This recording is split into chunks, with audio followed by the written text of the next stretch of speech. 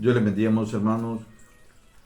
Le damos gracias al Señor que nos permite estar un día más con ustedes en este su programa, Tiempo de Confiar en Dios, esperando en el Señor que esta bendita palabra traiga un cambio, traiga una reflexión y traiga un estilo de vida que le agrade al Señor. ¿Sabe? La palabra del Señor dice en el libro de Jonás, en el versículo 1, dice: vino palabra de Jehová a Jonás, hijo de Anatía, diciendo: levántate y ve a Nínive, aquella gran ciudad, y programa, dice, contra ella, porque ha subido, dice, la maldad delante de mí. En el versículo 3 dice: y Jonás se levantó para huir de la presencia de Jehová a Tarsis, y descendió, dice, a Jope, halló una nave, y partió, dice, para Tarsis, pagando su pasaje. Entró en ella para irse, dice, con ellos a Tarsis, lejos de la presencia del Señor.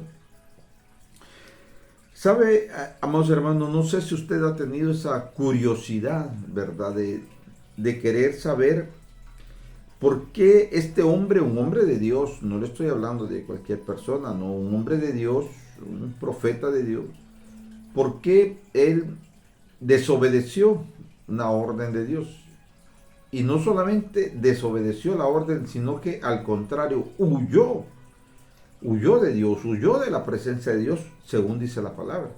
¿Verdad? Usted se ha preguntado en su momento, hermano, qué lo motivó a este hombre para hacer semejante cosa, ¿verdad? De huir de la presencia de Dios, sabiendo él que no se podía esconder, porque nosotros sabemos, amados hermanos, que no nos podemos esconder del ojo de Dios. Pero, ¿qué lo motivó? ¿Qué lo impulsó?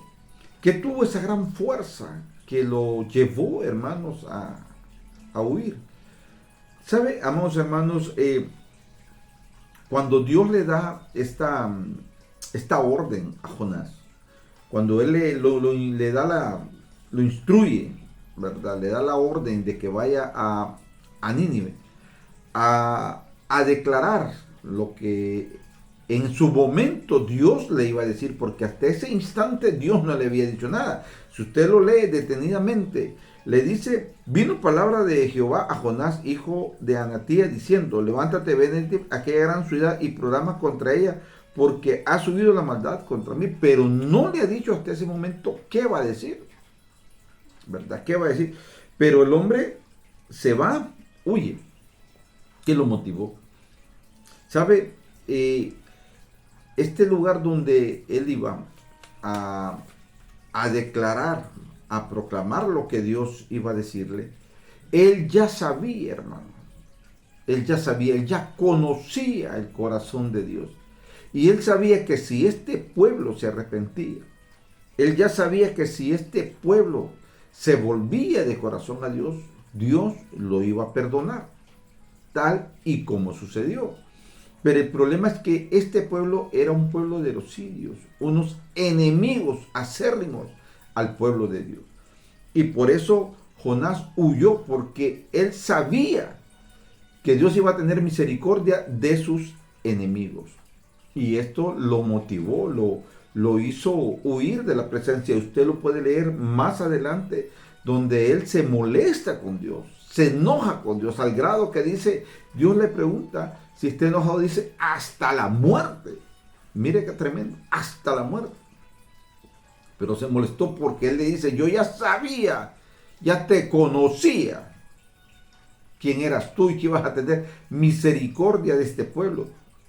¿Verdad? Que este pueblo nos hizo daño, que este pueblo nos mató, que este pueblo nos ha perseguido, que han sido enemigos de nosotros, y él pudo argumentar todo. Pero mire, amados hermanos, este es el punto de partida y lo fundamental de la palabra de este día, y lo de Dios, y lo maravilloso y lo grandioso de Dios. Que aún a pesar de todo, Dios le dice: este pueblo no sabe discernir entre la mano derecha y la mano izquierda, entre lo bueno y lo malo.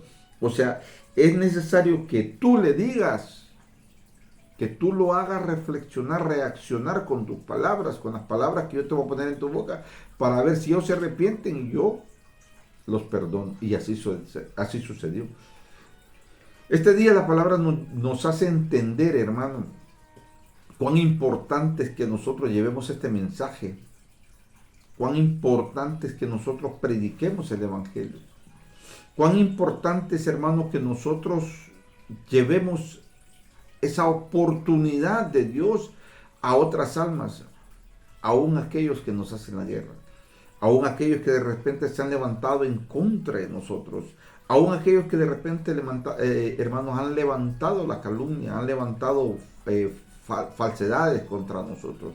Es necesario, es importante, hermano, es fundamental que nosotros llevemos esta palabra a aquellos hermanos que realmente necesitan, aquella persona que de repente la sociedad lo tiene excluido, al homosexual, al drogadicto, a la persona que roba, hermano, al que está metido en la droga, en el alcohol, hermano, de repente un familiar suyo, de repente, hermano, un hermano, de repente un amigo, de repente un hijo, de repente, hermano, su propio esposo.